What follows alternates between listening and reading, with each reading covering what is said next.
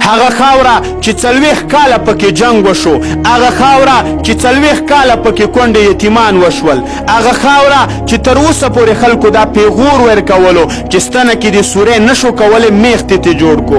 نن هغه خاوره یو داسې موټر جوړی، یو داسې ګاډي جوړی چې تر اوسه چین او جاپان نه دی جوړ کړی، امریکې او لندن نه دی جوړ کړی. ای ورونو په دغه خاوره کې ډېر ټیلنټ پروت دی، خو کاش چې دا خاوره چا ترقۍ ته پرېښوستلې، خلک یې ترقۍ ته نه پرېږدي. عموما زمونږ د اسلام خاورې داسې بچي راوړي دي که چېرته د دوی سپورټ وشي د شا طرف نه، والله چې په دنیا به راج وکړي راج. ای ورونو زمونږ د دې مسلمان ورور ټیلنټ چې دغه موټر یې جوړ کړی، وښیه د ټولې دنیا ته وښیه چې خلکو ته پته ولګي چې اسلام داسې ځوانان لري، د دې سپورټ وکئ. خو غم دا دی مونږ د هغه چا سپورټ کوو چې هغه خندا لري، هغه ټوکه لري، د هغه مستقبل نه. دنیا چې څومره ټکنالوژي ده دا ټوله د قرآن کریم نه راوتې ده او قرآن کریم د مسلمان په لاس کې. نن ولې د مسلمان سره دغه ټکنالوژي نشته؟ د دې اصل وجه او راز دا دی چې د مسلمان همیشه دا کوشش وي چې بل مسلمان ته خپې ووایي، هغه لاندې کړي.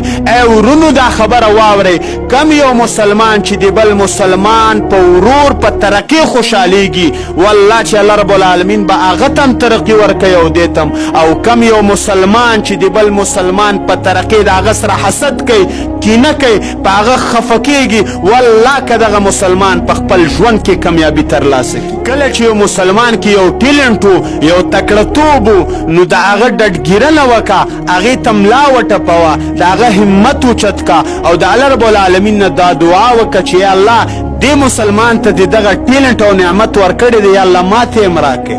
نه دا چې ته د هغه سره حسد وکړي، کینه وکړي، هغه سره بغض وکړي، بیا یې الله رب العالمین نه درکړي. مسلمانانو سوال درته کوم، یو موټی یو لاس شئ، اختلافات پرېږدئ، لانجې پرېږدئ، جګړې پرېږدئ، موږ ټول د یو کلمې وروڼه یو.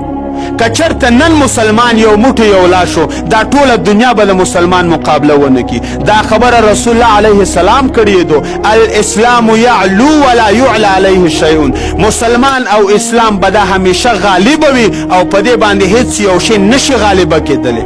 نن چې مسلمان مظلومه دی، مسلمان مغلوبه دی، د دې وجه دا د رسول الله علیه السلام فرمایي کله چې د مسلمانانو په منځ کې اختلافات راشي، لانجې راشي، جګړې راشي، یو بل تخفي وال شروع شي، الله رب العالمین به د کافر و روب د مسلمانانو په زړونو کې واچي او مسلمان به ترقي ونه کړي، همیشه به مغلوب او مظلوم وي.